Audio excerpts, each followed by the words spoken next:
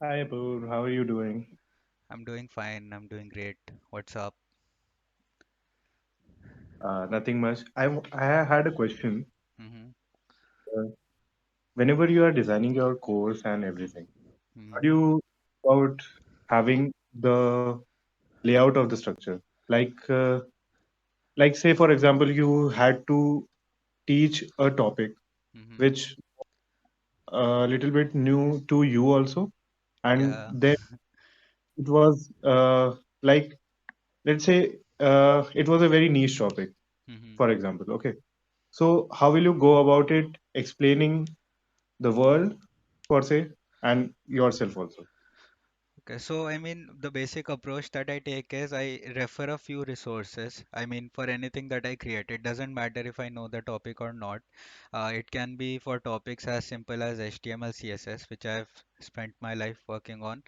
But even if I'm taking up topics that I don't know about, I just refer a few resources, maybe a few documentations. I also prefer books because the structure of books is very well thought of before they publish the books. So I take that structure, I just try to write down the those structures from different places, and then I just see like what's the common thing that all of them are doing, like what's the order in which they're covering certain things and stuff like that.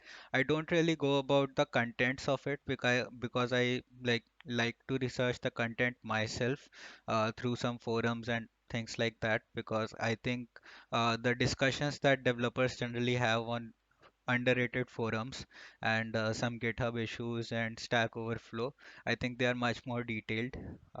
They go in a lot more detail. I also try to refer a few blogs instead of uh, directly uh, referring some books and things like that. But yeah, that's generally how I define the structure first. And once my structure is defined, then it's all about creating an outline for the video, or whatever format I'm creating it in the content. So I just create an outline about it, like in which order I'm going to cover certain things, and then I just go with the flow. After that, I just when I'm recording, I just look at that outline once, that okay, this is what I need to cover next. I speak about it, then I again look at the outline, what's next, and I then again start speaking about it, and that's how I generally create any sort of O- content. Okay, wonderful. That means, sort of summarizing, then it would be like you are uh, getting inspiration from the work of others to organize your own thoughts. Is that what you're doing? Most of the Because most of the resources that are out there, if you look at the books or documentations or blogs, most of the people yeah. have already done it for you, right? So there's no point in reinventing the wheel again and again. There are certain things, you can talk about, in which order should you learn a particular stack. Let's say if you want to become a backend developer or a full stack developer, there can be a couple of Okay. arguments about in what order do you want to learn technologies. But when we talk about a particular technology, there's no point in reinventing the wheel when you're just focusing on one particular technology. You can play around in which order do you want to learn these technologies, but for one particular technology, I think most of the structures that are already available in forms of books and documentations, they are pretty good. So there's no point in changing that. And yeah, you can say I take inspiration from that, and then I just go about sharing what I know. And obviously, I have to research a little bit as well. When I was creating the Linux videos as well, there were some topics I wasn't well aware of, but those topics were covered in some books, they were covered in some documentations that I referred. So I felt that it was, and I went through all those topics as well. So there were a few things which I felt were a bit unnecessary for someone who wants to do development or full stack. It's a bit unnecessary for them until and unless they want to get into system administration and things like that. But there were Mm-hmm. some topics that I felt were important, not just in in the point of learning, but they're also important in the sense that they help you try to grasp how to approach a particular problem. Like they uh, simulate your curiosity in a sense where you just try to ask more and more questions, and you just try to start understanding that there's more depth to what you already know. So that's, I mean, based on that, I just handpick a few topics. It's not like I'm going to cover each and everything, because my basic objective is that I want to teach you how to learn rather than teaching you a technology. So that's more what I want to do. Now, up until now, whatever I have created, that hasn't been represented as of yet, because we haven't jumped into different technologies and frameworks yet. But I mean, Mm. soon we'll start picking up that thing, that how to learn a technology rather than uh, me teaching that technology. Okay, absolutely. Like, yeah, for the like you're saying is for the order in which if you have to learn the technology like Linux and Git, so it doesn't matter you learn Git then Linux or Linux then Git. That is not that important per se, rather than learning the core concepts of the topics. You can have an argument about that. I mean, it depends from person to person. Right. Okay. The order in which you learn technology is debatable, as I'm saying. I mean, different people create courses in pretty random orders where they're covering certain things first and then certain things later on. So, for example, Mm, even the roadmap that I created, I kept ReactJS as the last thing, as a mm, part of the last phase, right? But most of the boot camps that you'll see, React would be the first thing that they'll be teaching before even jumping into backend and things like that, right? So, I mean, mm. that's sort of debatable in what order are you learning those technologies, but in a particular technology, the formats that are already created and the flow that's already created, I think that's pretty good. Okay. So I mean that kind of comes from your experiences as well. I mean for me as a developer, it was a bit easier to learn those technologies in the way I've designed the bootcamp, right? I went about learning. I mean the only change that I've done is that I started with Python in my journey, but in the roadmap I've started with the basic HTML CSS. So that's the only Mm, basic change. But I felt that me learning all of those things first, learning the basic front end, and then moving on to some serverless applications using NoSQL databases, and then understanding a little bit of back end where I can create some static front end using vanilla HTML, CSS, and then improving my JavaScript to move on to some JavaScript heavy frameworks like React, uh, which I think is a bit complicated for beginners, to be very honest. I mean, it was for me. I'm not sure. I mean, a lot of people would find that React is pretty easy. But for me, I mean, just to understand the philosophy of React, the fundamentals of React, and how life cycle of a component works, and all those hierarchies and um, hooks and all of those stuff, if you want to understand that, I think that's a bit complicated until and unless you already have a gist of how software works. So that's why I mean I kept React at the end, and that kind of comes from your personal experiences as well. I mean, if someone is designing a course, then they're always going to follow structure there where was, I mean which was appealing to them when they were learning.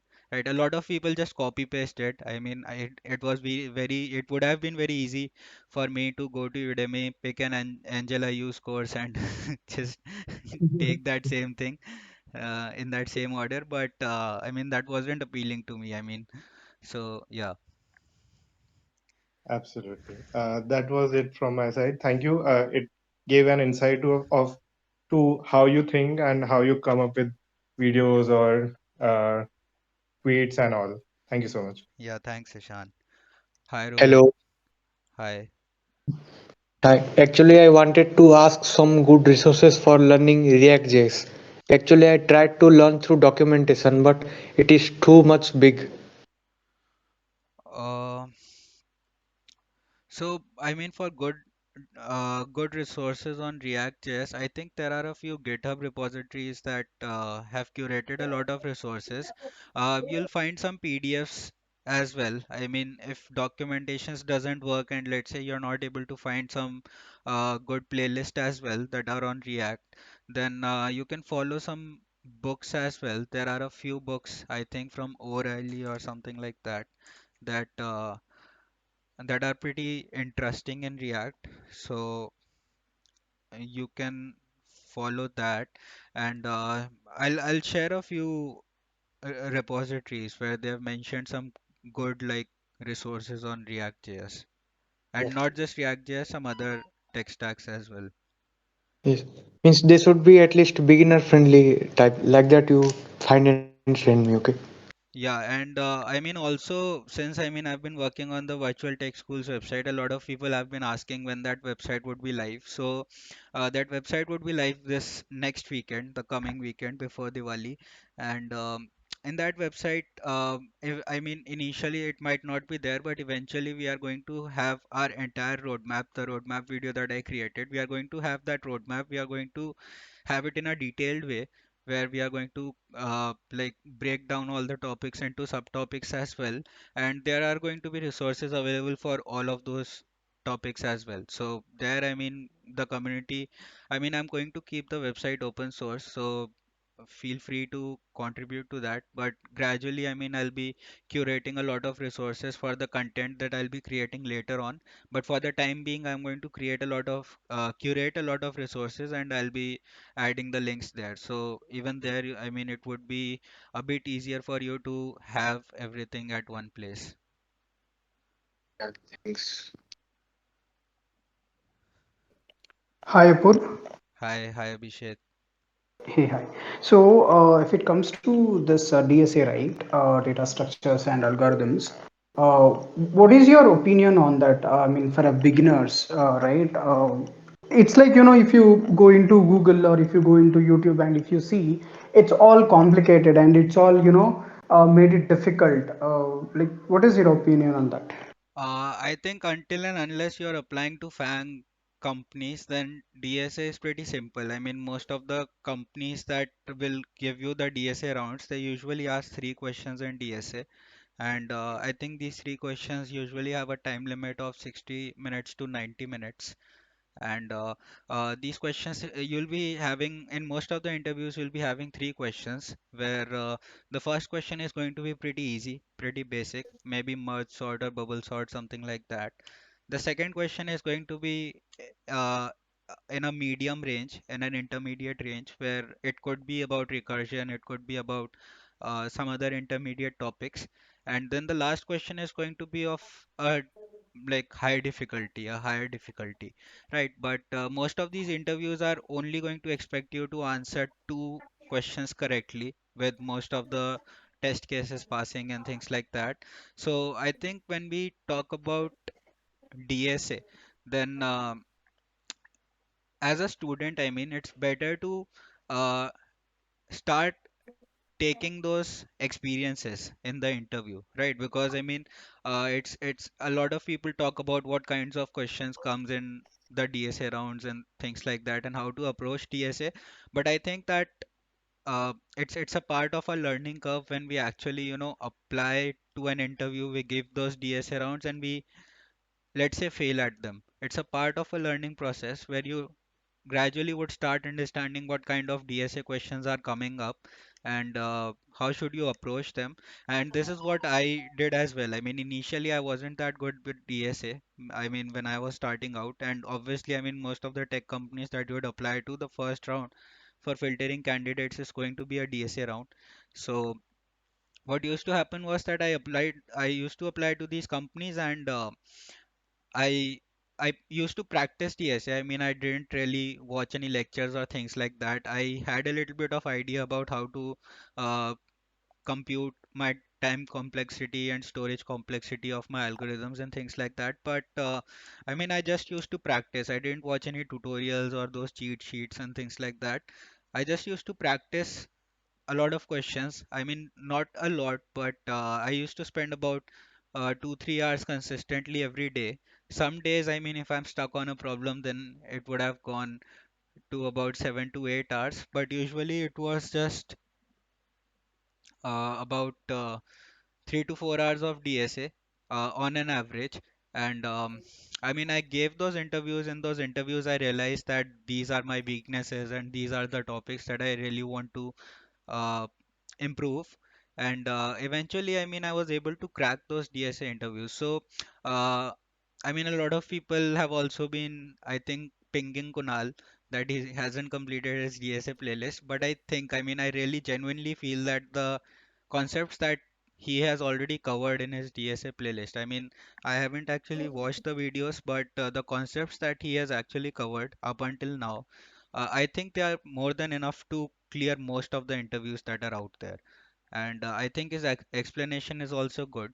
So some people also paying me to create DSA videos, but there's no point in creating DSA videos anymore. I mean, he has really cracked how to create DSA videos, and I mean, it's just a waste of time. I mean, to look beyond that. That's great, man. That's great. This helps. Thank you so much.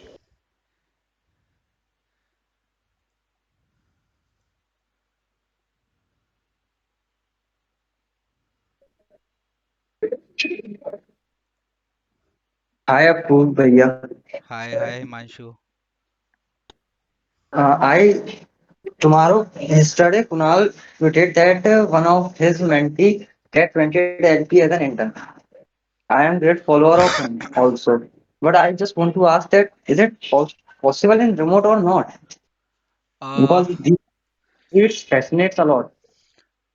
well, see, I mean, I'll be very blunt and honest about it. When I started my career about 5 years ago, at that time I had no idea about anything like that existing, right? And I mean, that was one of the major reasons. I mean, back in those days, there was not the open source wasn't that common, and people didn't used to spend a lot of time in open source and things like that. So all of those things were there. So I mean, we didn't. I mean, for me personally, I didn't spend much time in communities and open source because there was no awareness about it.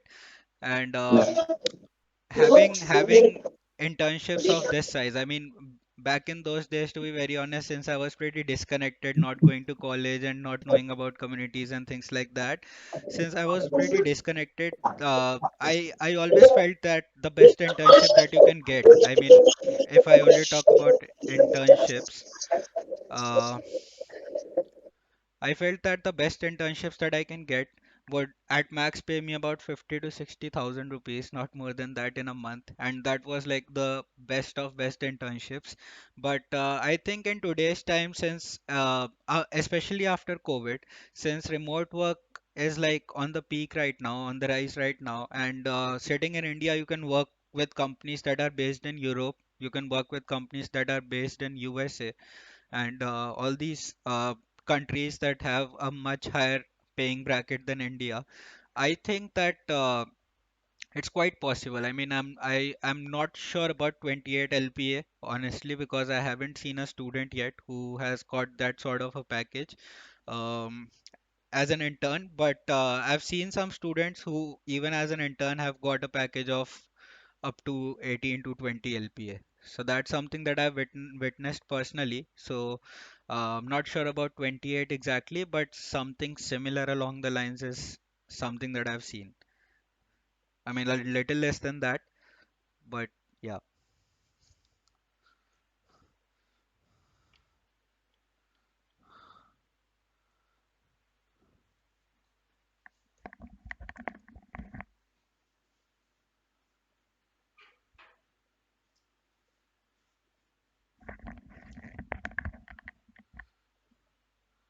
Hi, Anshul. Hi, Apoorv. Good evening. Hi, good evening. So my question was like, how can we get an internship, like remote internship? So currently, I am learning like ReactJS, and how can I apply to remote jobs? Uh, I think there are a few Twitter handles who keep posting about remote opportunities that are out there. both in Mhm. software development and open source and things like that. But I mean, just to let you know what's going on these days. Recently, I mean, a few of my friends, and not just my friends, even me, if I talk about myself, I just gave a try and applied to a few companies, right? And Mhm. me and my friends, right?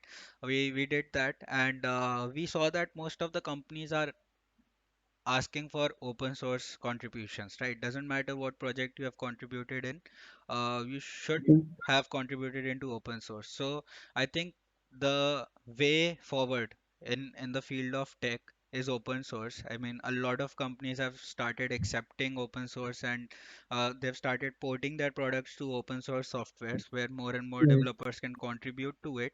See, because I mean, as software developers, if I be honest about it, if let's say I'm going through an open source repository, what happens Mhm. is that I carry a specific skill set, right? I might be good with some things, but there might be some things that I'm not aware of, right? But Mhm. there might be some other developers who are making those sort of contributions on stuff that they are good at, which is the part of the same project, right? So what happens is that uh, it kind of helps you become aware about things that are going on. It kind of this sort of collaborative development kind of helps you pick up skills that other developers might be having in their arsenal, right?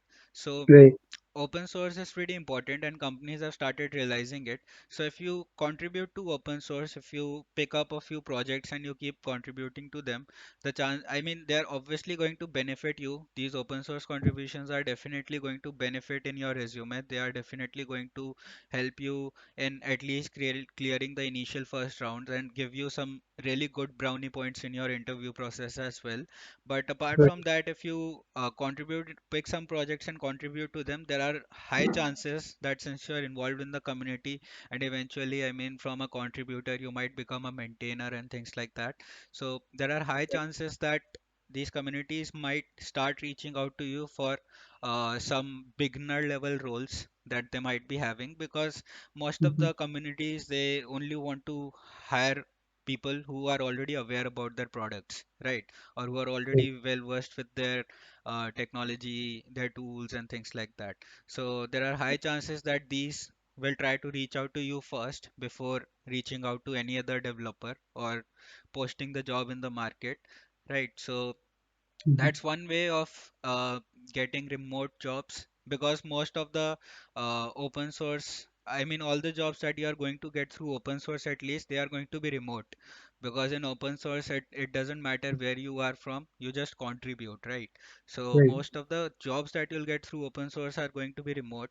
Apart from that, I mean, if you want remote jobs, then you can look up those Twitter pages. I mean, the simple trick to that is that you search for your role, front-end developer, remote, Mhm. right? Just add a keyword remote, just add a keyword job, and search for it, right? You are going to see a few tweets about it in the recent 1 or 2 days, or maybe in Okay. even less than 1 day.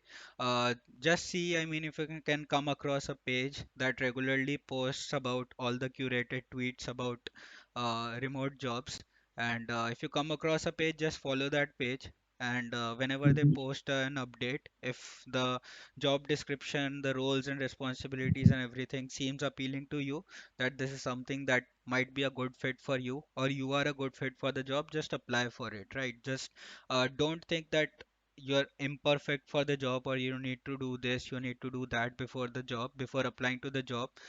Just apply to it anyways, right? Because even applying to a job and getting rejected is an experience, right? And you need Right. that Right. experience in order to learn where you might be going wrong and in order to improve. I mean, the first thing that is there, it's important to acknowledge that you are not yet a candidate who is going to get accepted just on the basis of your application Right. and your resume, right? Because if Right. you wait for the perfect opportunity, if you feel that, okay, I'm not ready right now, I need to do this before I apply, I need to do that before I apply. If you remain in that zone, what will happen is that you'll never even know that you're not even eligible to clear, like, get into the first interview round based on your application and your resume, right? So acknowledging it and then fixing it and then reapplying, that's a feedback loop, we say. I mean, in the world of startup, we call it a feedback loop, where you roll out some features in your beta version, you ask for feedback from the customers, and you improve it, right? So all the development keywords that you might hear sometimes, that you must be good with agile development, you must know about scrum development and things like that, they all mean the same thing. I mean, what happens is that most of the tech companies that you're going to work at, they are going to have a sprint model where they have these weekly sprints. You are going to get a set of bugs, features, and issues that you have to complete in that week. And every week, new features keeps rolling out in those companies. Why? Because they want to collect feedback from the user in order to improve their product rapidly. Because Yeah, once the product is likable by the uh, customers or the clients, then I mean the product, the startup reaches a stage where it can scale, right? So it's called a feedback loop, and it that feedback loop only doesn't apply to startups, but it also applies to in general as well. I mean, you should be open to feedback, and you should uh, like just go for it, just apply and see, I mean, if you make the cut or not. yeah, right. This helps. Thanks a lot, Apoorv. Thank you. Yeah, thanks, Anshul.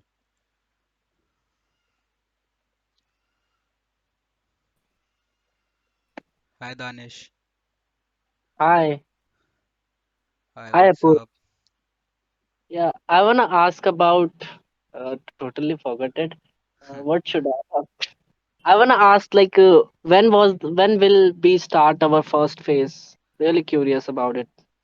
So I mean, if you are particularly talking about front end videos, see, I mean, I was actually working on it this evening, this afternoon, and see, one issue that I have been there, I mean, to be very honest, to be very blunt about it, one issue that has been there, uh, I think from the beginning, has been consistency. I mean, I get a lot of feedback about it, about my consistency and things like that. So that's what I've been working on currently, and I'm slowly, I mean, moving towards uh, a pace where I can upload about 4 to 5 videos each and every week.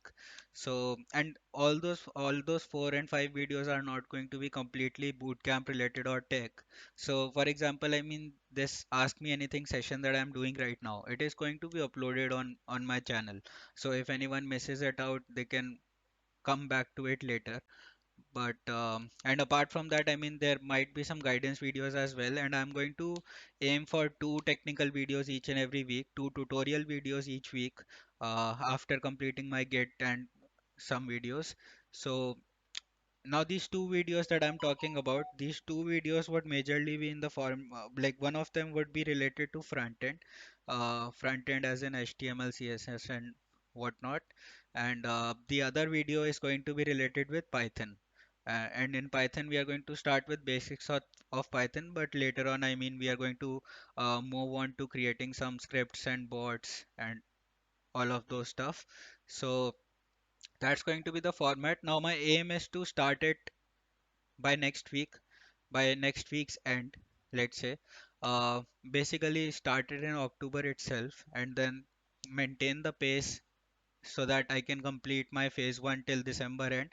And also, I mean, create a good amount of videos on Python as well by this year's end. So yeah, I mean, that's what I'm currently working on. Thank you for answering my query. Yeah, thanks.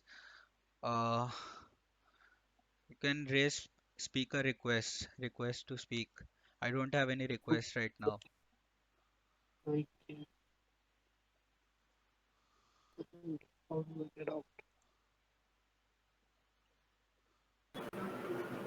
Hi, Yes, Apoorv. How are hi, you? I'm doing good. I'm doing good. Yeah. So my question is, how do you manage your time? Like you are also a professional, and side by side you are running a boot camp, like creating videos and editing videos. It takes a uh lot of time. So how do you manage your time a way, and because everyone has also other goals, like they also have personal life, and you are also balancing professional life. Well, my time management is pretty messed up, to be very honest, because I mean, it kind of depends. I mean, sometimes I just procrastinate a lot, and sometimes I mean, I just get hyped up and do a lot of work, a week's work in a single day or two. So that's how I usually work, and it's been a weakness, to be very honest. So currently, I mean, what I'm trying to do is I'm trying to put a set amount of hours each and every day. So I've created a checklist for myself, and that checklist has some goals, some daily goals. Like this is something that I want to achieve today, and this is something that I want to achieve tomorrow, and I'm just currently going by that checklist. I mean, I'm not deviating from it. I'm not missing out on anything that I had to do today, but got spilled to tomorrow. So there's no as such formula on time management, because each and every one of us has only 24 hours in a day, right? And we have a lot to do in those 24 hours. We also have to take care of our health as well, to sleep on time, to eat on time. We also have to may have some other obligations as well, like most of us, most of you guys are in college, so you might have some classes and lectures.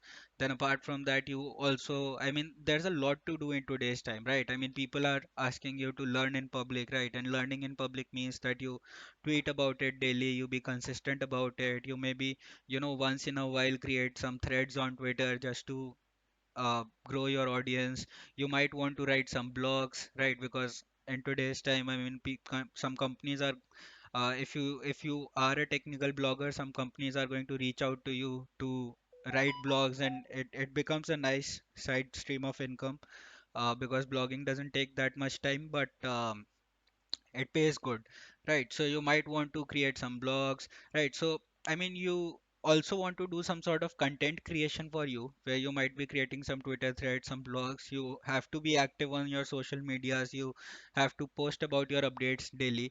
That's what learning in public means. Apart from that, I mean, since open source is picking up the hype, you might want to contribute into open source, right? And uh, want to, and even if you want to contribute to open source, you then have to spend some time in looking for repositories, GitHub repositories that you can contribute to. Then after looking for them, you might have to spend some time in looking for some good first issues. So there's a lot to do, I mean, in today's time, as a student especially. I mean, if you're someone who is attending a college, who is spending your precious 7 8 hours in a day in your university attending lectures that you don't want to, uh, then I mean, your time is pretty scarce. I mean, by the time you come home, you only have about 7 6 hours that you can spend, and even in that time, after attending all the college, you might feel exhausted. So you might want to relax a little bit and spend a couple of hours, just chilling out, right? So there's a lot to do, and the basic fundamental thing that I think anyone should do is they should bind their time. And there are multiple things to do, right? I mean, if let's say you want to write a some updates on Twitter, or you want to create a thread on Twitter, or you want to write a blog, right? So make a weekly goal. Let's say your weekly goal is that this week I want to write one blog and one Twitter thread, right? That's your weekly goal. So make that weekly goal, define some time for it. Let's say that you say that my blog is going to take about 3 hours, and my thread is going to take about 30 minutes or 1 hour, whatever it is. So define those 4 or 5 hours in a week where you are going to focus on content creation, where you're going to uh, create those threads and write those blogs. Keep that time separate. Then if you want to spend some time in open source, take out another 5 hours of your week, and dedicate those 5 hours in open source, exploring for repositories and things like that. You can also break that time out. So let's say, I mean, if contributing into open source is has multiple steps to it, right? The first step is to look for repositories. So you can say that, okay, Monday is the day where I'm going to spend 1 hour or 2 hour of my day looking for repositories, right? Then Tuesday could be the day where you are just exploring some GitHub issues in those repositories, seeing which issues can you contribute to. Wednesday could be the day where you're spending your time exploring the code base of the repository, like, okay, these are the issues that I want to address. Now, which are the files uh, I'll be making changes to in order to address these issues, right? Then Thursday, Friday could be the day where you're actually, spending your time in coding and solving those issues, right? And then the weekend could be the time where you're doing content creation, right? So you're learning, right? And you are contributing to open source. And I mean, all the steps that I defined in, this process of open source, these steps, each and every step, each and every day is just going to take at max a couple of hours, right? And the rest of the time that you have, no matter how small it is, it could be 1 hour, it could be 2 hour, whatever it is, spend that time in your learning. So this way, I mean, each and every week you're spending some time in your learning, you're spending some time in doing open source, and you're spending some time in creating some content as well in the form of blogs and Twitter threads. So I think like having some minute level goals, some minor goals on daily basis, and having some weekly agendas really helps in managing your time. And that is something that I mean comes with practice. I mean, it's pretty human to get inconsistent with it. Not every one of us is perfect, right? Even I make mistakes, even I procrastinate at times. um, so that's there. But yeah, I mean, gradually, I mean, once it starts becoming a habit, then you won't be uh, I mean, it's going to become like a second nature for you to, just get up each and every day and do what you're doing. Just be consistent about it. Thank you so much. You explained it very well. Thank you.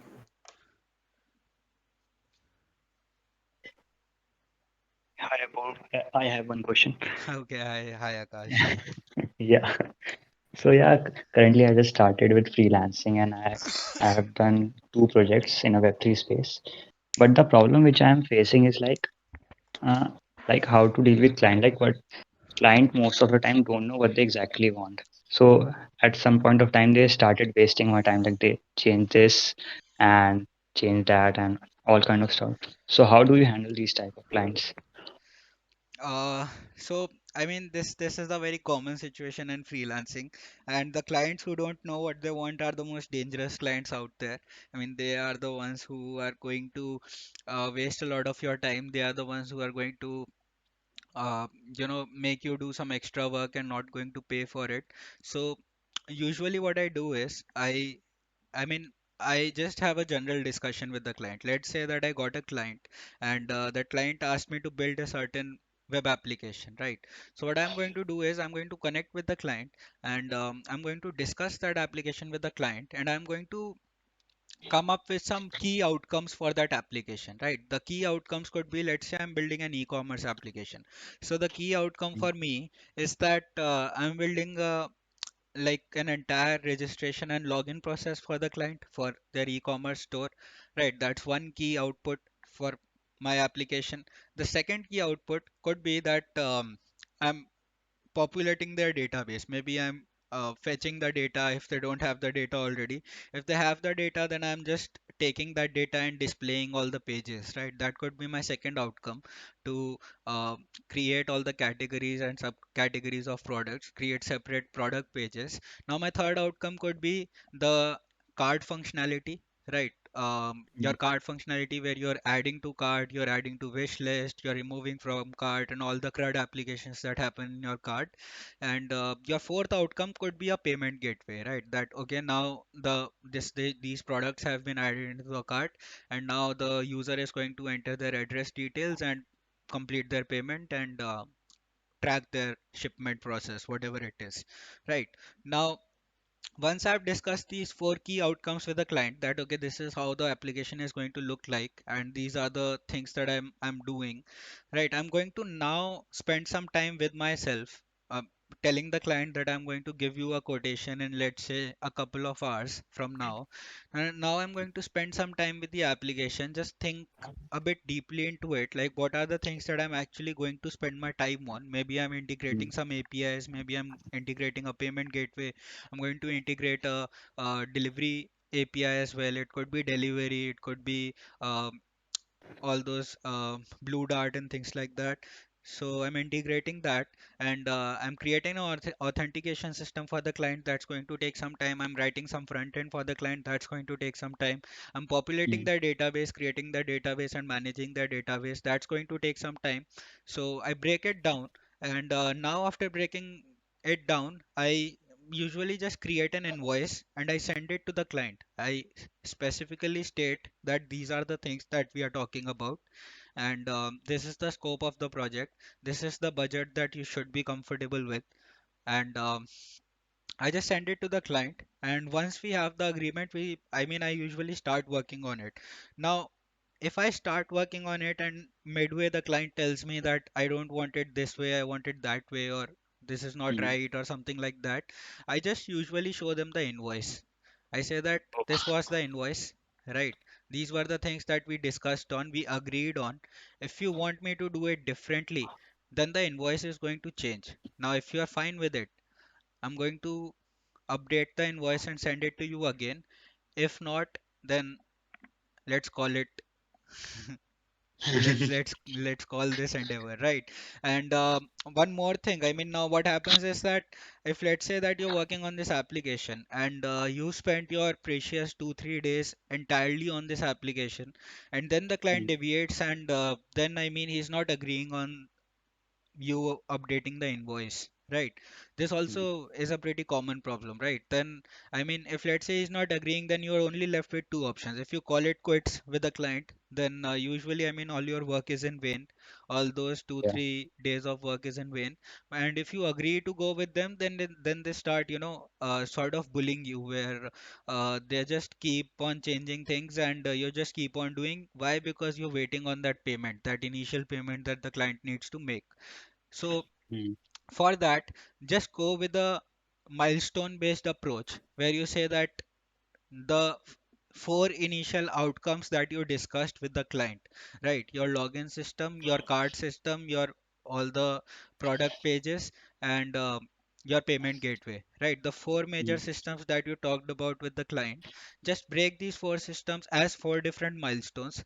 And as soon Okay. as you complete the login authentication, the first outcome, major outcome of your application, just tell the client that this is completed, I need the payment for this.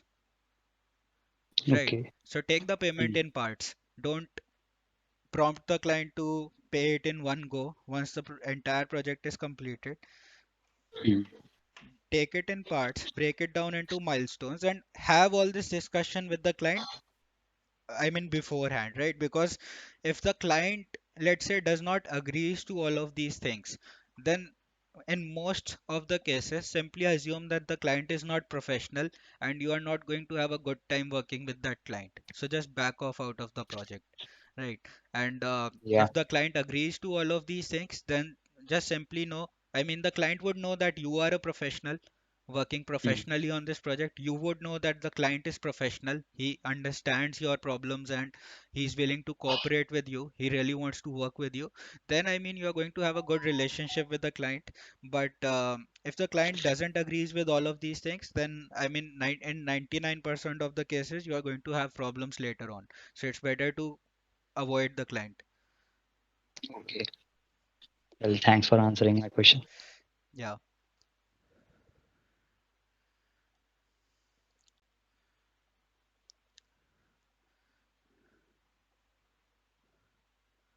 Hi, Rohit.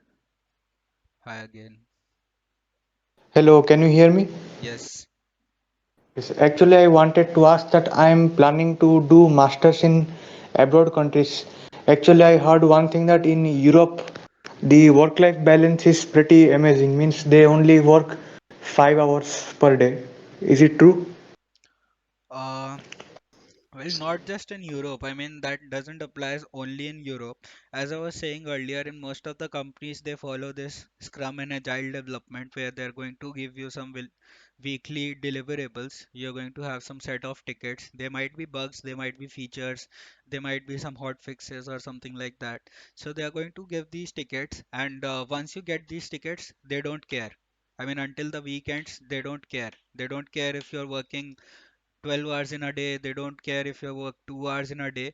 In most of the cases, I mean, for me personally, in my personal experience, I used to get these tickets, weekly tickets. I mean, the sprint starts every Monday. So Monday we are going to get on a call, a stand up as we call it in startups. We're going to get into that stand up. We are going to discuss our tasks with the project manager or product manager, whatever it is. We are going to discuss all these tasks, and after that they leave us alone, we leave them alone, right? We just complete our work silently. We don't talk about how much we are working. We just complete our work, and we just deliver it, right? Now it could be 10 hours in a week, not 5 hours in a day. It could be 10 hours in a week, it could be 20 hours in a week. There sometimes you get some tasks which are pretty critical. Maybe you overestimated yourself, and you thought that I'll be able to complete this in 15 20 hours, but it takes much more than that. So all of those things are going to happen, but it's always on you. I mean, there are hardly any uh, tech teams who work 40 hours a week. It always varies. It could be as Yeah, less as, yeah.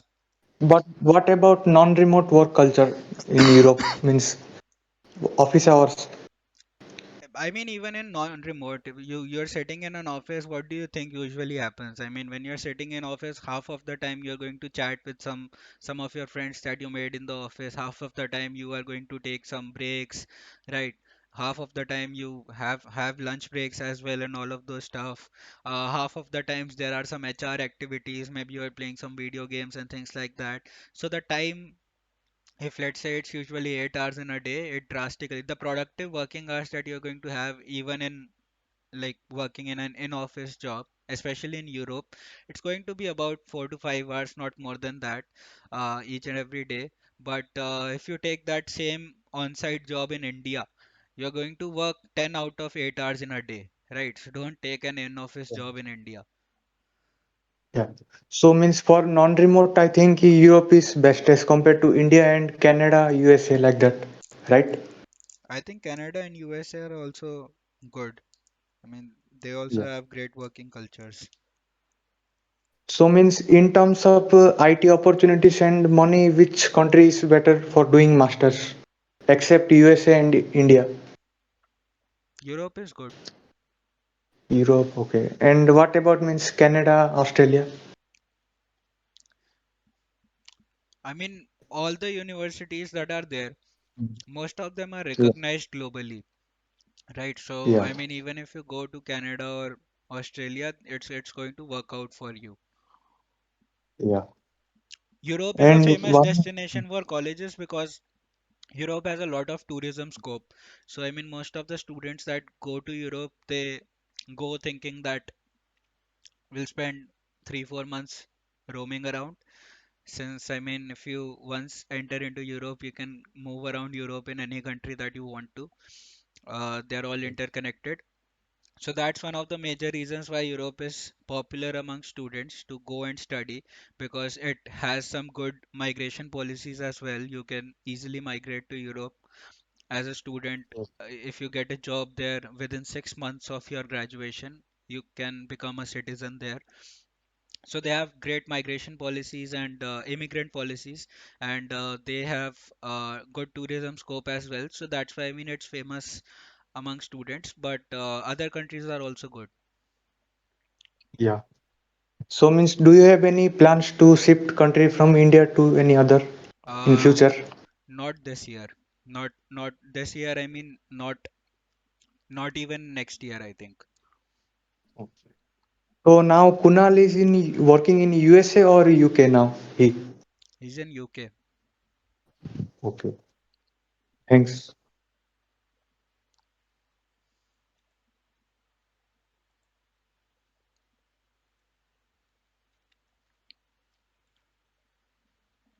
Hi, Rutam. Hi, am I audible? Yes. How much time did it take for you to land your first job after after you started applying for jobs? Well, I didn't apply for jobs. So the thing was that the first so I mean, initially I started with freelancing, but see, as it goes with freelancing, most of the times, if you provide good work while you're freelancing on a project, then some of those projects are going to convert into full time eventually.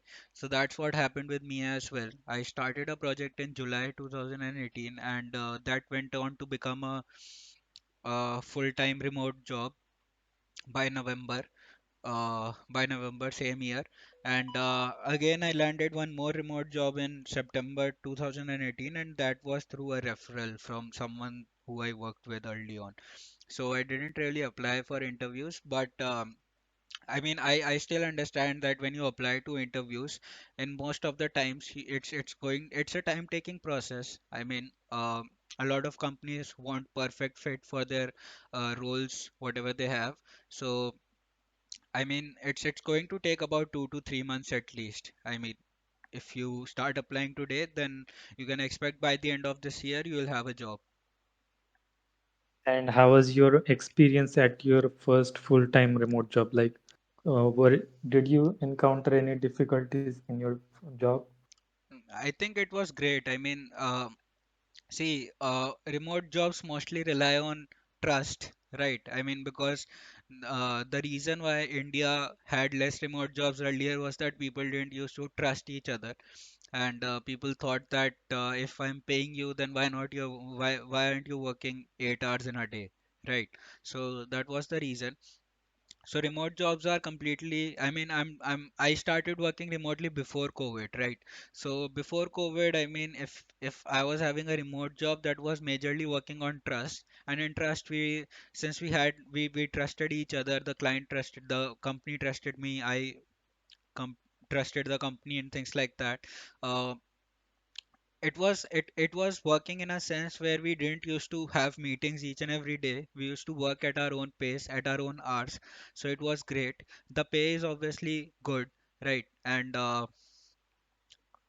that was there. And I was also located in Dharamshala, Himachal Pradesh. So um, we used to like roam around a lot, and it was all touristy and things like that. So um the experience was good. I mean, remote job experience is always good until and unless you join a remote job where they're going to uh, ask you to stay on camera all the time, and they record your camera, take snapshots. I mean, there are a few companies I've come across who, what they do is they take your camera permissions, their softwares, whatever they have built, they take your camera permissions and they take a snapshot after every 15 minutes if you're sitting in front of your machine or not. If you're not sitting in front of a machine, they're going to cut your pay. So avoid those kind of remote companies, and you're good to go.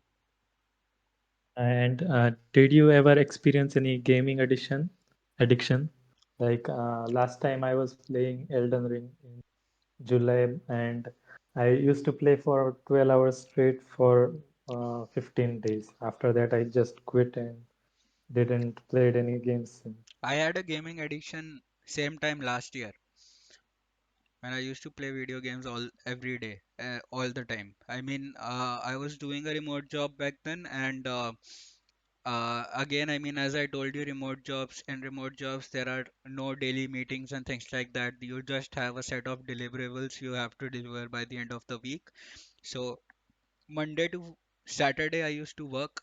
I used to play games the entire week, and Sunday I used to start working, and Sunday I used to finish it, and then Monday I used to give it. So that was my gaming addiction. I still play video games, but not to that extent. I mean, a couple of hours in a week at max, but not more than that. Yeah, I also have. Actually, I have the problem that I cannot quit after starting the game. That's it. Thank you.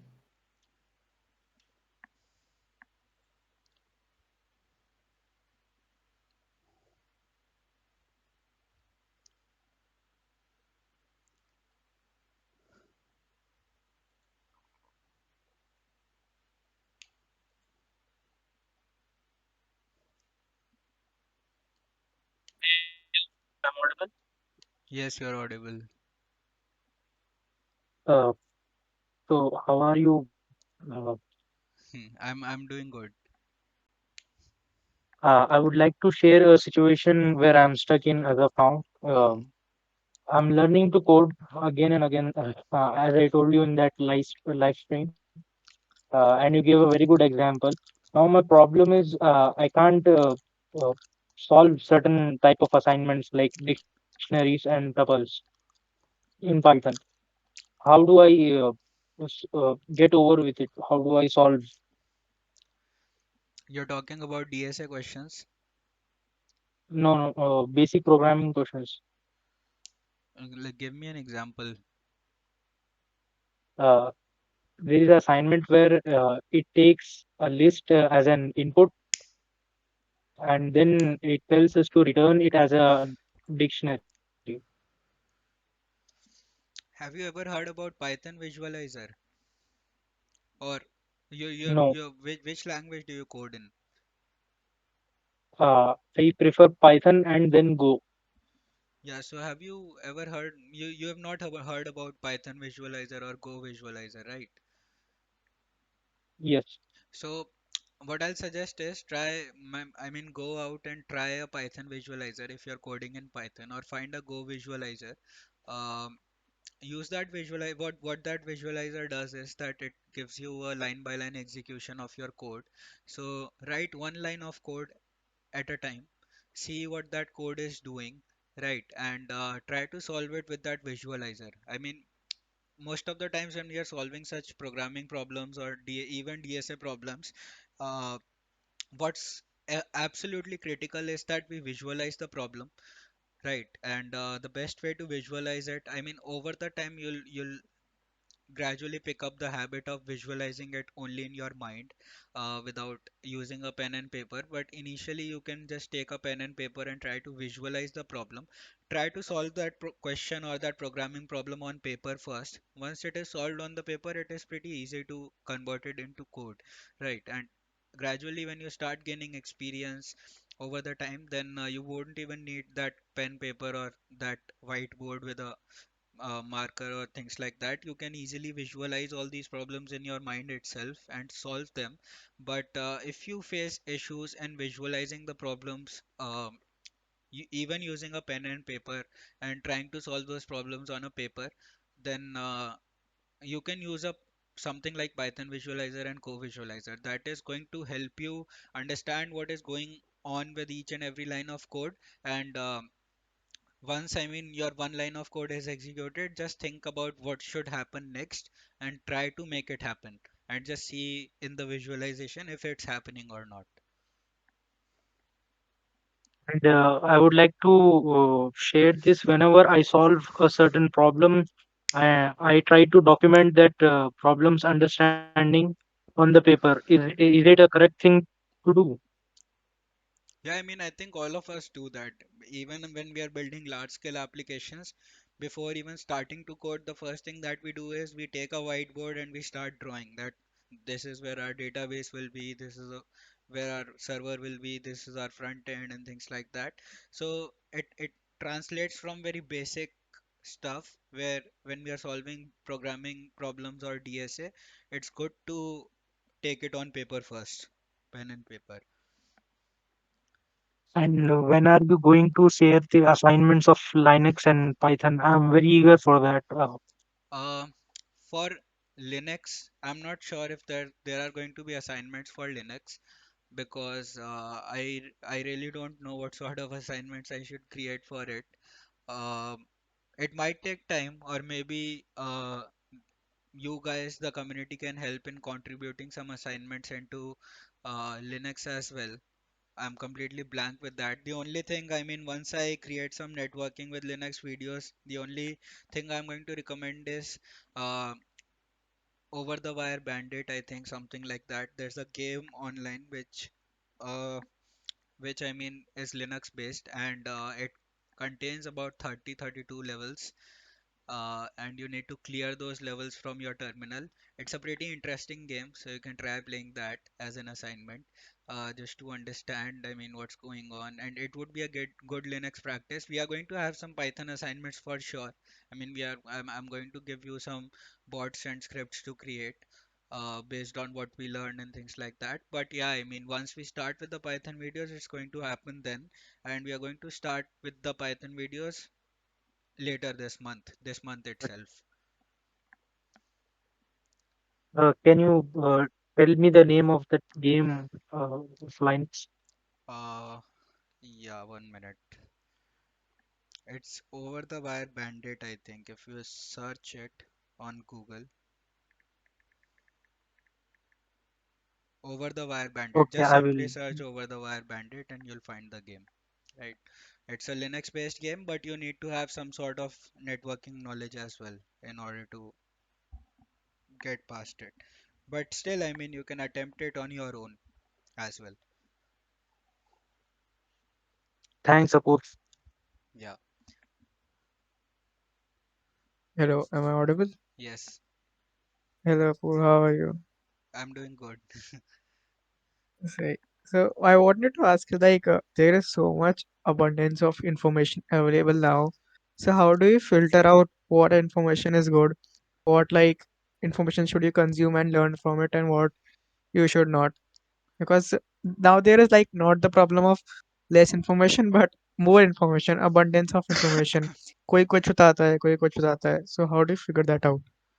Uh, I think that's a very good question. See, I mean, the way I have learned up until now, uh, is more or less based on come and go basis, right? So I encounter Mm, a problem, I try to find a solution to it, and I move on. I don't try to, I try to go deep into that solution. I mean, see, mm, I'm a sort of person who is sort of stubborn with trying to find out why it's happening the way it's happening.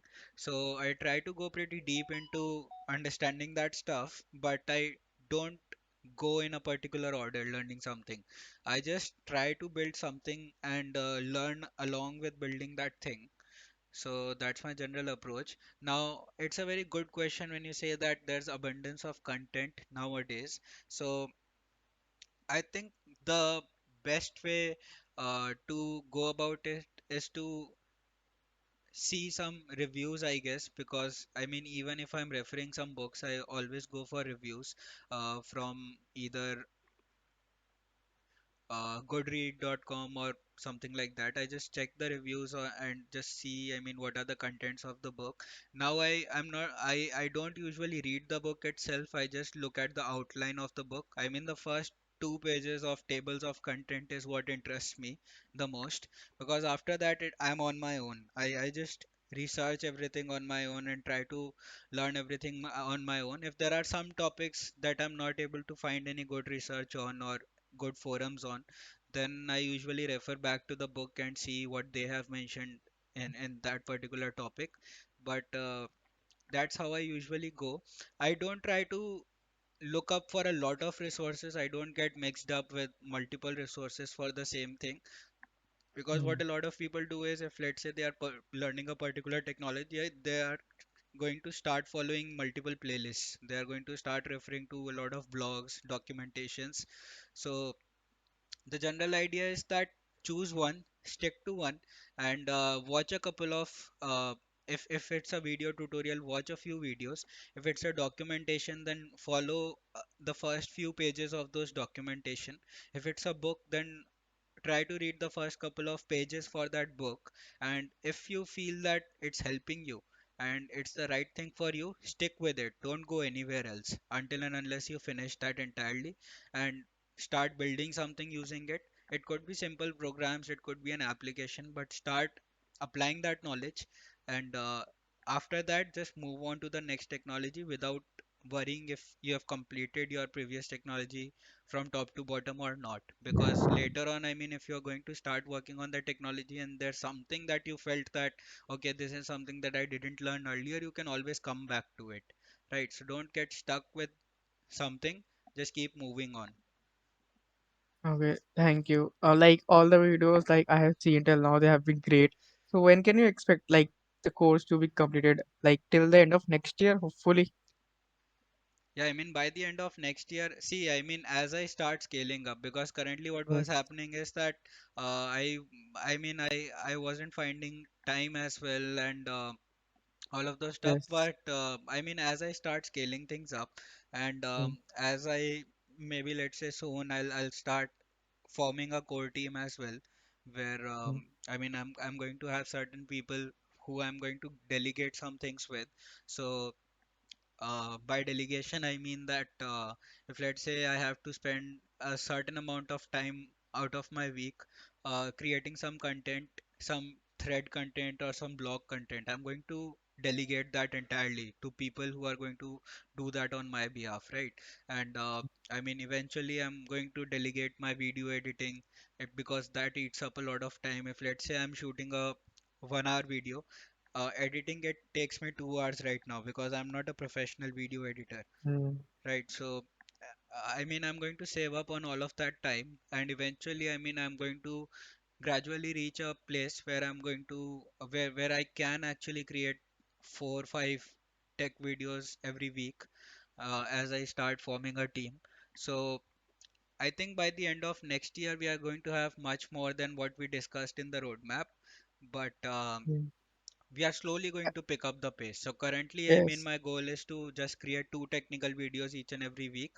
But gradually, I mean, that 2 is going to become 3, that 3 is going to become 4. Absolute. Like as you said, this as soon the site went up, we can like forward the pace and अच्छे से काम कर सकते हैं as a community. Yeah, yeah, yeah. So I mean, that website is also going to be open source, and Yeah. the notes, I mean, all the notes that we were talking about, that Mm, there are going to be notes, they are going to be open source. I'm personally going to create a few assignments as well, but some other assignments, yes. if someone feels that Mm, we can have this thing as an assignment for this particular video or this particular course, then you can contribute some assignments as well. So, I mean, I'm going to create a dedicated video for that as well. I mean, the website should be up next weekend, yes. and after that, I mean, we are going to really start picking up the pace. Absolutely. Thank you for your time. Yeah.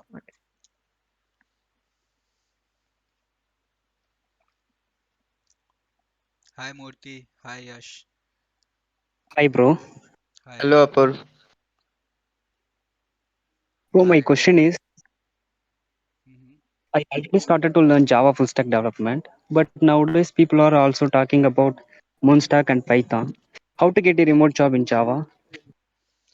Um, I've seen a few Java jobs, and most of them want you to have made some sort of open source contributions. The thing is that most of the Java jobs that are available these days, I mean, most of the jobs that I come across personally, they require you some sort of experience. They want you to have some sort of experience. They want you to have at least 3 4 years of experience. They want you to have built applications that have scaled. So all of those things are there. So I think in today's time, Java is a hot language. I mean, it's always going to remain a hot language, and there are always going to be a lot of opportunities available in Java itself. But I mean, personally, I think if you contribute into some open source Java based projects, and there are a lot, I mean, most of the open source projects, especially for DevOps, if you talk about it, then most of those are built with Java as the main stack, technology stack. So you can contribute to them, you can contribute to those Java projects, and after contributing to them, uh, these open source contributions also mean that, and I mean, I'm not talking about entry level contributions here, I'm talking about some major contributions where you are actually making an impact on the project, how it works and things like that, making some improvements. So it's a time taking process. I mean, I think that it will take about 6 to 8 months easily, where you'll reach a point where you are actually making those sort of contributions in Java projects.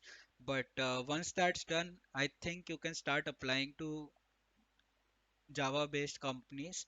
And for Java based, I mean, try to target those companies who uh, are remote and have a mobile application, because if they have a mobile application, then the chances are higher, then it's definitely on Java, because most of the applications that that are built and who are hiring are native applications rather than hybrid ones using React Native or Flutter, you'll still find jobs with Flutter as the requirement, but there are a lot of job applications out there for remote jobs uh, for mobile applications using Java and Kotlin. So try to add Kotlin in your skill set. Try to contribute into some Java-based open source projects, and I think in about 6 months' time you would be in a good position to get hired as a remote developer for Java. Thank you, bro. Hello, Apoorv. Yeah, hi Yash. It's kind of a personal question. Uh, Previously, I failed multiple times and like I gave my 100% efforts. Okay, in competitive exam, I was preparing for GATE. Hmm. Now, after I gave those exams and I failed like 2 to 3 times. Like in total, I failed 3 times. Uh, I did clear them, but it was not enough for me to go and do masters. And after that, I lost all my courage and like I lost a lot of my confidence. So like, how do you like if you have faced or if your friends have faced a similar situation in past, how do you recover from that loss of confidence and failing multiple times after giving 100% effort? Uh, I think it's more about the mindset that is there. I mean, the general mindset that you should have in the first place, it is not to give up because I mean failures are a part of life and all of us fail. I mean, there's not a single person who have never failed in their life. So all of us fail, and I mean, despite our best efforts, we fail, right? I mean, up until now, I mean, since I've been into tech since a very long time, and I'm a like a hardcore startup enthusiast. I don't like working with established companies and all that stuff, but I'm more into startups. I like startups, and I try to join those startups that are still in their early stage, that are still forming their core teams. So I've been into a lot of startups, and I've seen a lot of startups fail that I've been a part of. Now, all the startups that I've been a part of, it's not like we didn't work on it, right? We worked very hard about it, and all the people in the team, not just talking about myself, but all the people who were involved in those particular products and startups, we all worked very hard to just make them work, but they didn't, right? So failures are a part of life, they keep happening, but that doesn't stops me from becoming part of more startups. If let's say today someone approaches me saying that we are doing this startup and we'd really like you to join, and if I really like the product, if I'm in alignment with their vision and things like that, I might join again. I mean, despite all the risks that I've taken in the past, despite all the failures that we've had with all the startups up until now, I mean, not all of them were failure. One of them clicked as well, and I got a few, like I had some equity, so I got something out of it as well. But all in all, I mean, the main thing is the mindset that you have behind yourself, and that mindset should be not to give up, and that mindset should always be in the sense where you always have this feeling within yourself that there's not much to lose, right? Because I mean, everyone is trying, right? Each and every person that is here, even on this ask AMA session, each and every one of us, we are all trying to succeed in our lives, right? None of us wants to you know uh, just make a cut, right? But all of us want to make it big. All of us want to do something in our lives, right? So the thing is that we need to keep trying. We need to keep trying different things. Some things might work for us, some things might never work for us, right? It's just about keep trying, and it's just about having that mindset where you genuinely feel from the bottom of your heart, you genuinely feel that there's nothing to lose, right? Because each and everything that you're ever going to try, despite, I mean, even if we're talking about you failing competitive exams multiple times, they are going to give you some sort of experience. By the time when you have actually failed that many times, it's not like you are coming out of it empty handed, right? You're going to have some wisdom out of it. You're going to be more wise after that failure. You're going to be more knowledgeable after that failure, right? And all that wisdom and knowledge that you acquire over the period of failures, over the period of time, it is eventually going to pay off. Right, so it's not like you're not gaining anything out of those failures as well. You're gaining a lot of valuable experience. You're gaining a lot of life lessons as well. That everything doesn't works according to you, or even your 100% efforts might not be enough sometimes. Right, so you're gaining all those experiences. You're gaining all those, life lessons, and you're gaining all that wisdom, and it's making you stronger each and every day, right? So have that sort of a mindset, and just keep moving forward. I mean, that's what I usually do. I've had a lot of setbacks in my life, but none of them has ever really affected me, because I know that I'm going to bounce back stronger. I mean, the basic philosophy that I follow is that when you take a ball and you throw it on the floor, um, once it hits the floor, once it hits the rock bottom, it only has one direction to go, that is upwards, right? It's going to bounce back, and it's going to bounce back hard, right? So that's what I usually feel, that if I have a setback, then I know I'm going to make a comeback, and I know that I'm going to make the comeback stronger than ever. That's what keeps me moving, and I'm a firm believer in it. It might be difficult initially to actually believe in it, right? Because uh, I mean, initially you have had more setbacks than successes, right? So it might be initially difficult for like to believe in it, but over the time, once it becomes a pattern where these ups and downs are a part of your life, and you just keep bouncing back after setbacks and things like that, then I mean, gradually it's going to become easier with time, and gradually, I mean, you wouldn't even be worrying about all of these things, right? I mean, Okay. some people even quote that the problems, I mean, I read this tweet recently. I'm not sure who tweeted it, but there was this one tweet where this person tweeted that can you remember the problems that you were having 1 year from now, right? And I was just thinking about it, and then I felt that I'm actually not able to remember what kind of problems I was facing, or what kind of setbacks I was in the middle of 1 year from now, right? In October last year, I don't remember what I was going through, right? So eventually you're going to forget about it. Eventually you're going to move on out of it. Eventually you're going to start doing better. So just keep that in mind and keep moving forward. Okay. Can you recommend some books on mindset? Uh, I'll have to research about it. I'll share it. So I have to share two things based on this session. One is some repositories with resources, and the other is books on mindset. Got it. No, I was like, if you have read them, like that's. I was not asking you Yeah, to yeah. see So research. I have read a few, right? But I'll have to see which ones I've read, right? So I'll tell you which ones I've read, because some of them were really shitty, right? So I don't want to share their names. I'll just have to like check the books again. I'll remember once I see the first chapter of the book, which one I'm talking about. Okay, thank you. Yeah.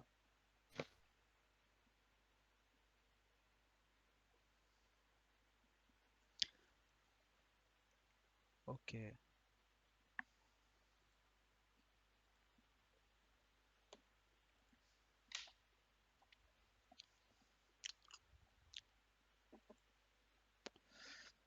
Hey, hi. Hi, Ryzen. Hi, how are you doing? I'm doing good.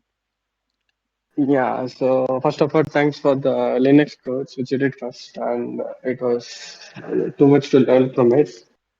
And now you have started with the GitHub, so which I'm yet to start. And thing is that last year I got placed in good company, Merkel company. So thing is that they're into tech, in e-commerce tech, which is SFCC, so which is Salesforce Commerce Cloud. Hmm. and I have some experience in the MERN stack, which is React and MongoDB. And that so thing is that I'm not able to cope up with the SFCC and means like which one to choose. Like in job time, I have to go with SFCC. It's like 10 to 7, right? So I don't know. Like I'm not able to figure out like how like SFCC is a closed. It's not an open source, and it's like how can I contribute to the to other GitHub? Just look for repositories. I mean, the projects who are based out on Stack, you would find a lot of community Amongst websites. yeah, Sorry. that I got it. But thing is that regarding SFCC, like which one should I prefer first? Like it should be SFCC or it should be Munstack? Like should I which one No, should no, I I keep first? mean, Like my job or my I mean GitHub one, like open source. I think you should maintain a balance between the two. I mean, see, if you're already doing a job, then I'm sure that Yeah, there's a certain amount of time that you're already investing yeah, in your work, right? So whatever time you're investing, whatever time you're left with after investing that time, try to use that time in open source, right? I mean, just don't focus on learning because ultimately you're talking about Monstack, right? Now, uh, yeah, and what you're doing in your job, it is very specific to that particular job, right? It's yeah, not necessary yeah. that the next job that you're going to get is working in a similar field or having a similar product, right? Having a similar product, it's going to help you in clearing interviews since you already have experience in similar products. But Mhm. I think that you should branch out a little as well and spend some time in open source as well. All your free time, I'm not saying that, uh, Yeah, sure. yeah, in your free time, you should spend some time in, open source and just try to get a gist about how other type of products work and how other type of products, uh, usually how their code is written, how they are structured and things like that, because it is going to help you in grow and it is going to take help you in taking better decisions. So it might be that some other domain or some other field interests you more, right? Some other type of product interests you more, and then if you, let's say, make some contributions in projects similar to whatever interests you, it might be that you eventually would switch even as a job into that particular domain, right? Yeah, yeah, got it. Hello, Apu. Uh, yeah, thanks for the answer. Yeah, Good to see you. thanks. Yeah, hi Yeah, Shantanu. yeah. Okay, so I had a couple of missed questions, not one. So first of all, I had one uh, question are the remote jobs safer? Means are they safe in future also? Are they safe in what? In future are they safer than the web developer or SD jobs at means in office jobs? Uh, I think that remote jobs are the future. They're definitely the future because of remote jobs, I mean, companies are not limited to the local talent. They are getting global talent. They are able to diversify their teams. They are able to, uh, crack markets in different countries as well.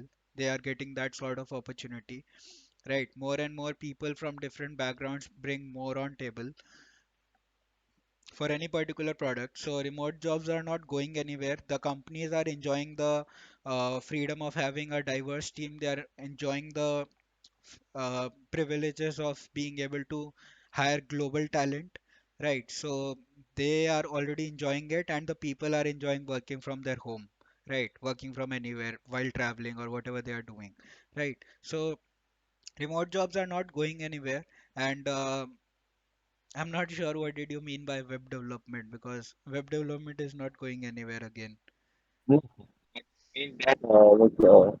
There are two types of jobs. Means most of the people in India are focused for DSA and going for Microsoft, Amazon, and FAANG companies.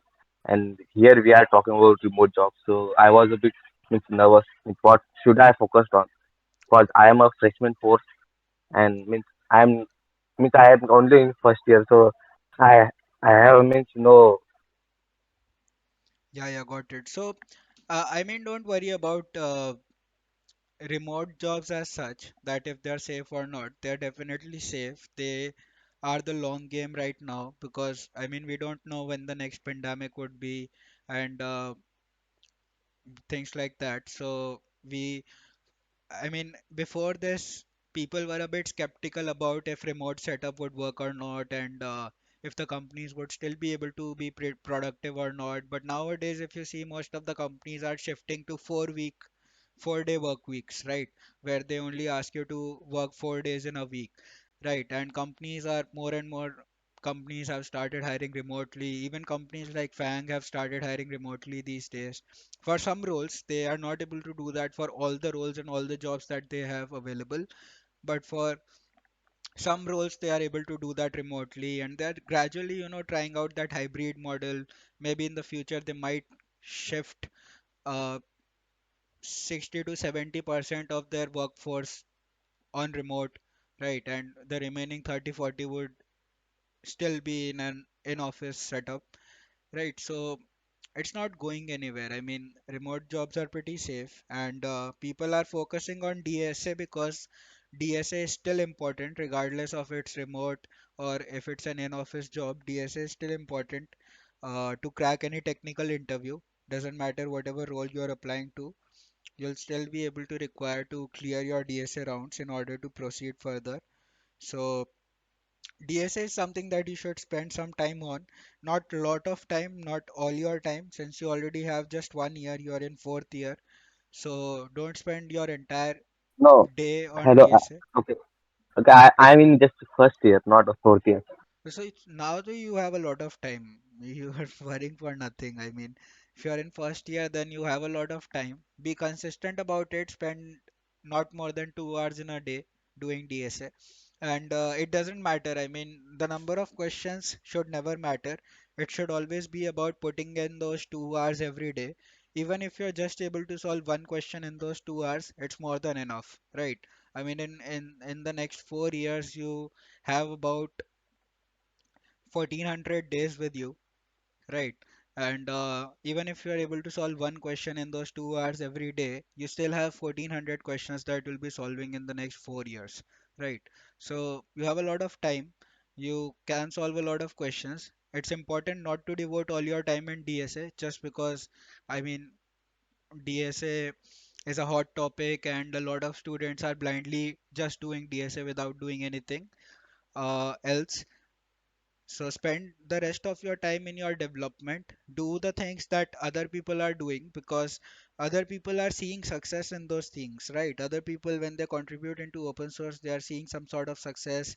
When they're attending in-person meets and even giving talks on different events, they are seeing some sort of success in those things, right? Other people are creating content, they are seeing some sort of success in those things. So try to divulge in all of those things. Try to spend your rest of the time in learning development, any sort of development. It could be DevOps, it could be web dev, data science, whatever interests you.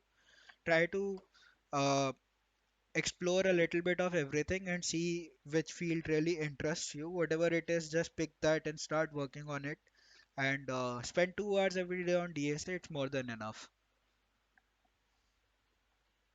And what are your views on means freelancing versus remote jobs? Means what is favorable?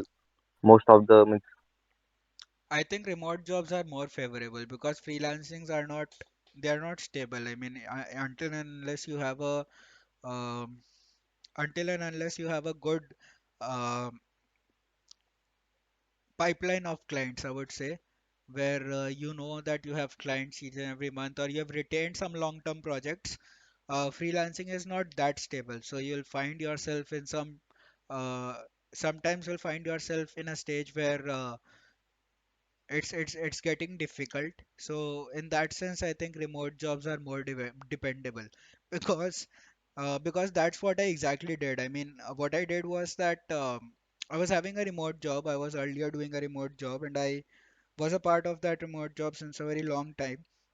But in March, when I went to Dubai, I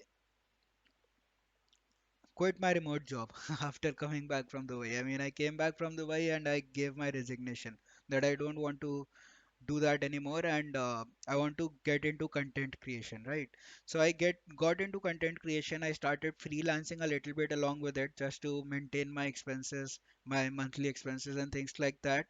But in the middle, I mean, situation went out of control because I was spending more time in content and all that stuff and wasn't actually doing any sort of freelancing. So in the middle, it kind of got out of hand, the situation.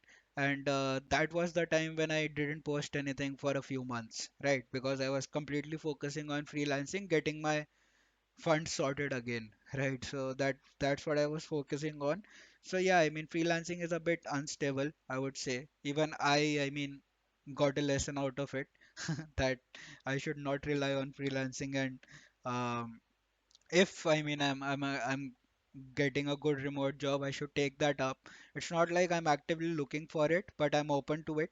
So remote jobs I think are more stable. Okay, thank you, Apoorv, for your suggestions. Yeah, freelancing can help you get some quick bucks. It can help you as a student, but in the long term it will not give you stability. So that's always going to be there.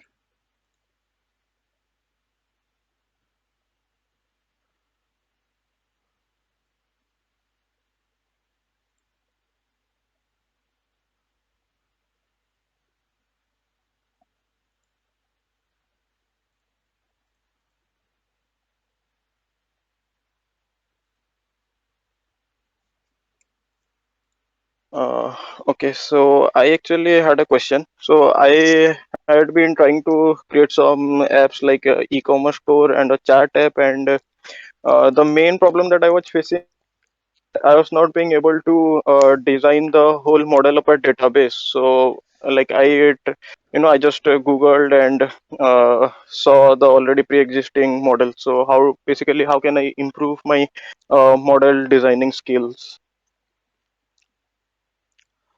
Uh, you're using Flask, right? Yes, And you're Flask. using SQL Alchemy along with it. Yes, yes, classical alchemy.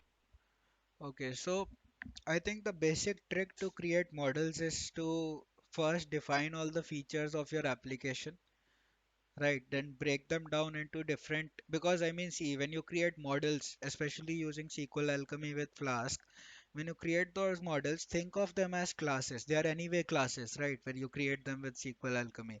So think of them as classes and just see, I mean, how do you want to break it down? So for example, if you talk about, let's say, an e-commerce application, then in e-commerce application, there might be, um, a particular model or a particular table for the product that is there, the product itself.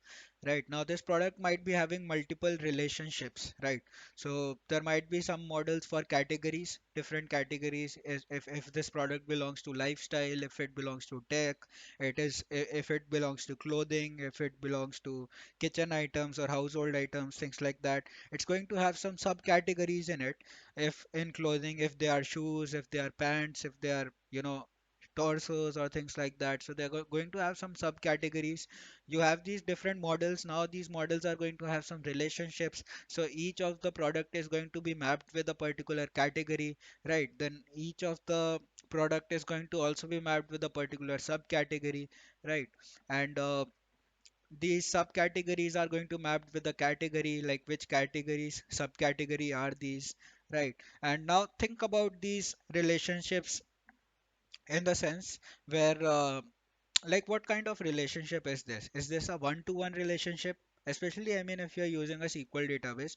If it's a NoSQL database, then I mean it's you're anyways working with objects and documents, so you don't have to worry much about changing the structure a lot of the database. But if you're working with a SQL database, try to think of these relationships in the sense that what kind of relationship is this having? Is this a one-to-one relationship where one object is only be will only be related to one object, one other object, right? For example, one product is always going to fall under one category only, right? So that's a one-to-one relationship that you have.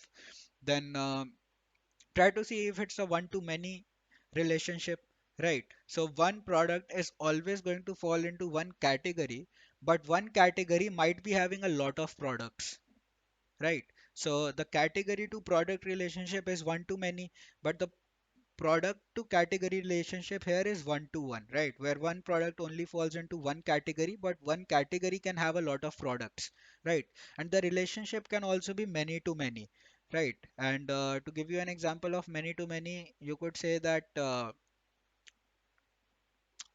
I cannot think of any example right now, but I think one example for many to many could be that one book, let's say if we are talking about a library application, one book can have many authors. They might have a author, they might have a co-author. So one book might be associated to a lot of authors, and one author might be having a lot of books, right? So that's a many to many relationship. So try to break down these relationships, just try to classify these relationships into what kind of relationship it actually is, right? And once you have the entire outline of your product, like what kind of features will you have, and then what kind of tables do you want, and then what kind of relationships are some fields of this table are going to have with some other table. Once you have that entire thing, let's say created as a flow chart, right? Try to create a flow chart of your entire database. Once you have it, only then start creating models for that application. Before that, I mean, the first thing that you should do before even writing any code, especially, I mean, when you're building a web application, this is the very basic mistake that a lot of people do, is that they start coding the application and then, I mean, create the models as they go. Right? It's a good way to do if you're, let's say, recreating your database again and again and doing that. But I mean, it's also wise sometimes to just take a step back and think about your entire database first, how it's going to look like.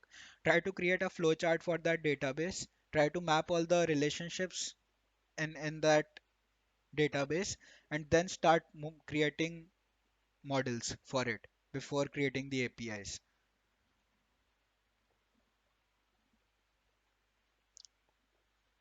Okay, thanks a lot for answering. Hi, Sovik. Yeah, am I audible? Yes. So I just have a question. Like you said previously that you have a dropout and stuff. So like there was a time when you were kind of a beginner. So and also there are kind of an abundance of resources at that time as well. So I just want to know that what are the subject and skill set as a beginner you started learning first, like whether it is a computer kind of a core subject, networking, DBMS stuff, or maybe the web development, DevOps, or something else, DSA like, and what are the things you learn afterwards as well. Like I just want to know what are the in which sequence you learn and what are the resources you follow. Well, I don't know about what resources I followed. I'll just tell you how I got started. So I started with the Linux ecosystem first. That was the first thing that I did. Started with Linux. I didn't actually follow any course on Linux particularly, but eventually I read a book about Linux and I just got a glimpse about what different things are, how the disk management works and how users and permissions work and how package managers works and things like that. So I started with the Linux operating system when I started to code, and the first programming language that I picked up was Python. For Python, I mean, I just followed some basic, uh, I think there was a documentation, a very basic documentation for only the fundamentals of Python, where they just cover what data types are, what strings, integers, and all of that stuff is, what your conditionals are, what your loops are, what your functions are, what are classes. That was like the very basic Python fundamentals that I learned from that documentation. Nothing hi-fi there.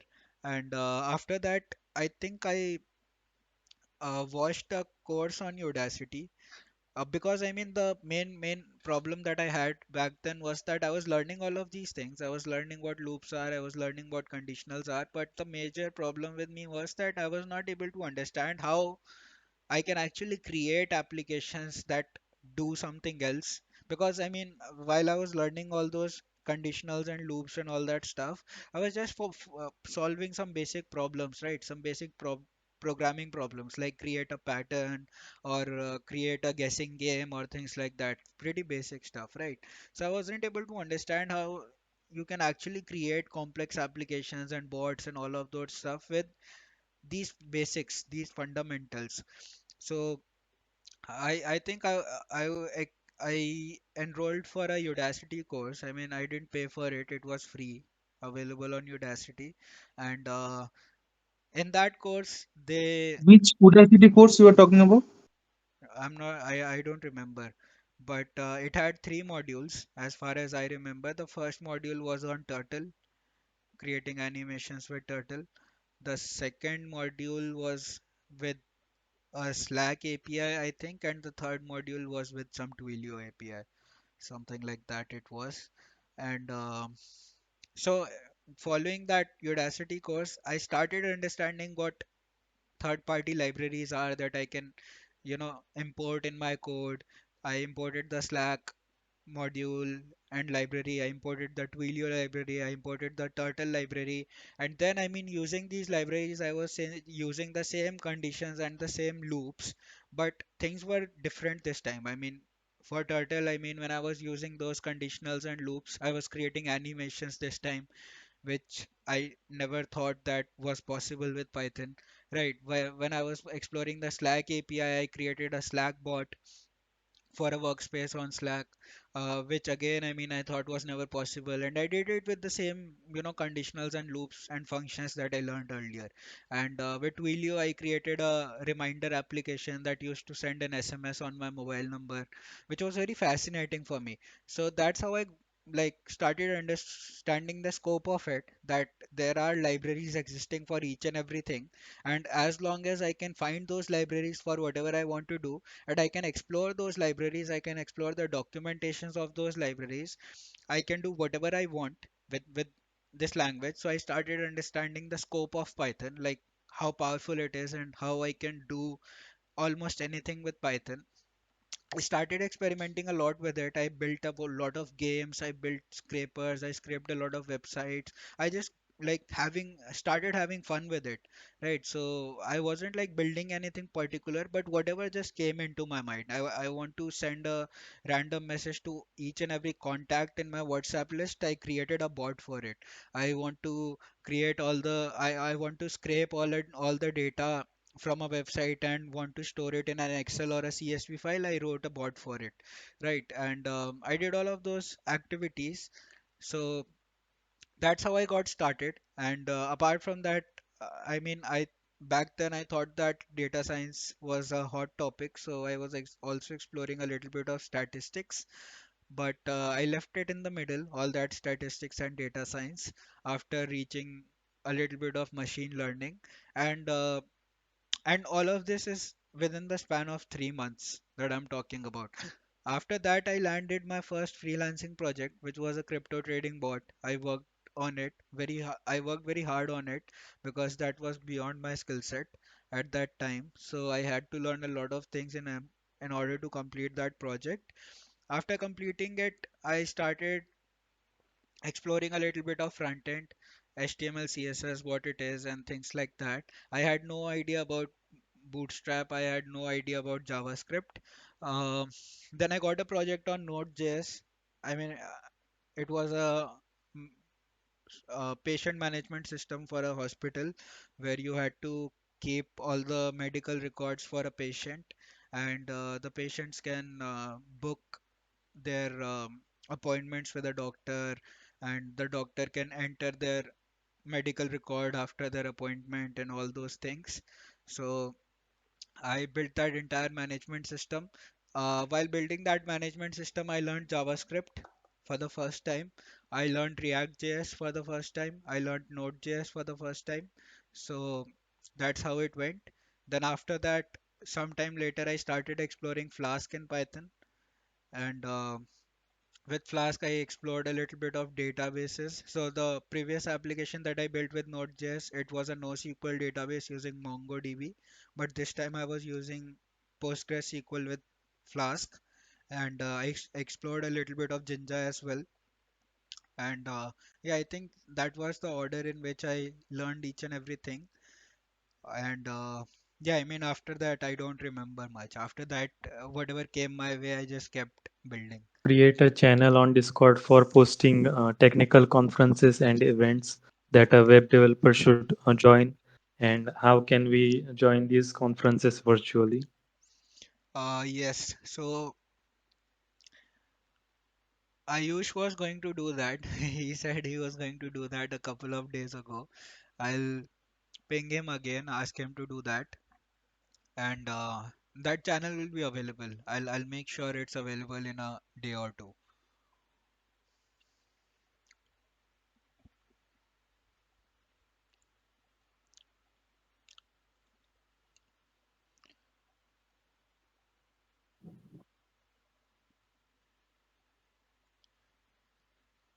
Hi Azhar. Yeah, yeah. Thanks for accepting this. And like I have watched your on YouTube videos on Q&A and DevOps versus full stack, and it actually cleared most of my doubts. I was actually wanted to explore DevOps, but after watching that video, I realized myself that no, I should even learn about front end, back end, all those stuff. So that convinced me to start learning about those stuff. So I started with Kunal's DSA bootcamp, and parallelly, I'm spending time on your web development course. But the my problem is like now I'm almost completed your web development bootcamp. I'm not sure if someone already asked this because I have joined 15 minutes late. So can you give me resources for like 1 month? So what I need to learn next after completing your kit course? It will be available Because soon. I mean, the website that I'm building right now for the community, some resources are going to be available there. I'm also going to share a repository full of resources on the general. So yeah, I mean, I'll share that. okay, got it. And you also said that we don't need we don't need to have learn more about DSA. Let me put this here. I'm completely from non-IT background. I don't know anything about that, but as you said, DSA is important because it helps us to improve our problem-solving skills. I have started exploring DSA, and but I'm unable to solve few problems, and which sometimes make me like, why am I unable to solve these problems? Am I the only one like that? But as you said earlier, you don't need to solve every problems. But now I am again having these questions like, how do I know like this is okay? You can at least solve these questions. Like, do you get what I'm selling? What I'm telling? Yeah, so I mean, I think that happens with all the beginners. Initially, I mean, when I started with a little bit of DS and I used to solve some competitive questions, even I, sometimes used to come across a few problems. There was this one problem. I clearly remember that problem, and this was like in the very initial days. I think I only spent about 1 or 2 months in coding when I encountered this problem, and this problem was about a chessboard question. These chessboard questions are pretty famous, and it was about a horse, right? And the question was that they give you a position of pawn, right? And they give you the position of a horse, right? And you need to tell if the horse can kill the pawn or not, because horse goes in a 2.5 manner. It takes 2 steps forward and then 1 step towards right or left, whatever it is, right? So this was the problem, and I got stuck in this problem pretty bad, right? And I spent one entire week trying to solve this problem. Didn't do anything else, was just solving this one problem, right? So you're going to come across such problems a lot, right? The only thing is that just know that this is normal, right? Like getting stuck in these problems and not being able to move on is pretty normal. uh, just one thing that I'd like to recommend after all these years of experience is that if, let's say, you ever come across a problem that takes you an entire day or more than a day to solve and you're still not able to solve it, move on from that problem. Don't get stuck with it, don't mind it. Just write that problem down, that this was the problem that I was stuck at. Maybe copy the link of that problem and save it in a Google Sheet or somewhere. Move on to the next problem. Solve a few more problems. Spend a couple of weeks solving problems in similar data structures or algorithms.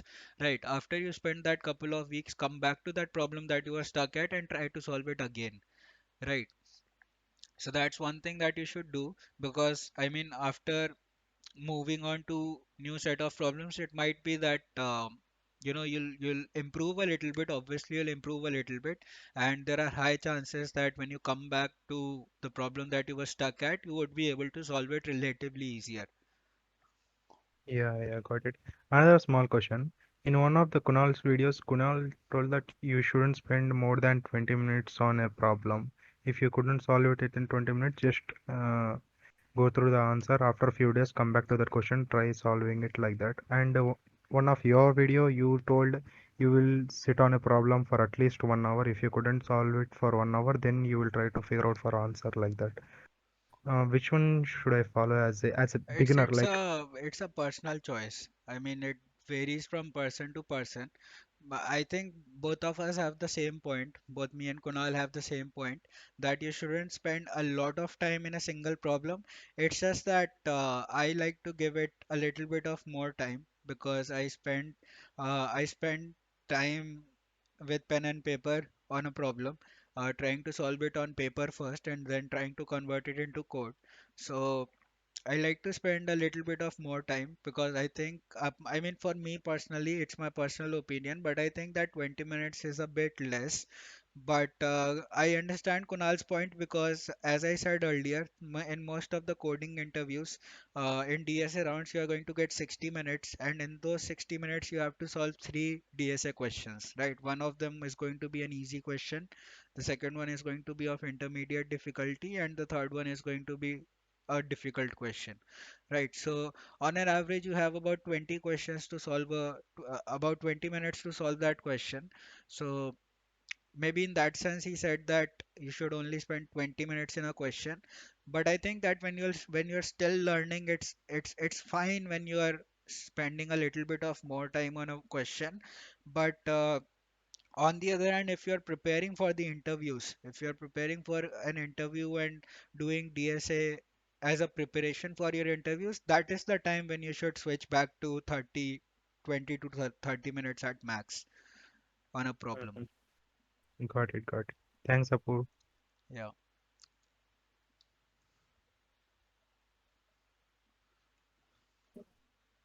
Yeah, Apu, once again. So I had one question. Means after gaining skills, means after having the basics clear of any language or any other things. So should we try for getting internships or try getting new skills upgraded? Can you repeat the question? Means see, currently I'm doing Java.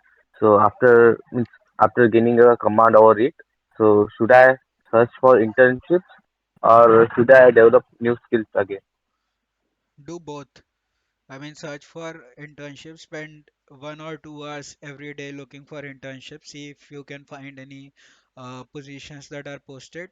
If yes, then apply to them, and rest of the time try to upskill yourself. Yeah, means I was also thinking about that. Means I have heard from many people folks that internships gives more opportunity. Means they develop you more than your development skills. I mean, that's sort of true, but I mean, that's obviously true, because I mean, you're going to gain some real experience while doing internship, some real life experience on real life problems. But I mean, you cannot spend your entire day looking for internships, right? I mean, once let's say you got a good command over Java, are you going to spend the next 2 weeks only keep applying for internships? Because even when you apply for internships, it's highly unlikely that you're going to get a reply within a day or two. Most of the companies take at least a week to 2 weeks time just to revert back to you, and then their interview processes are pretty long. So it's highly likely that even if you got selected for an interview, it's still going to drag on for at least 30 to 45 days. So once you have a good command over Java, there's going to be a good 30 to 45 days of period where you're going to loom under uncertainty if you're going to get the internship or not. And if you're going to spend those entire 30 to 45 days just looking for internships and just applying for them without learning anything else, then it's a complete waste of time. Okay, thank you.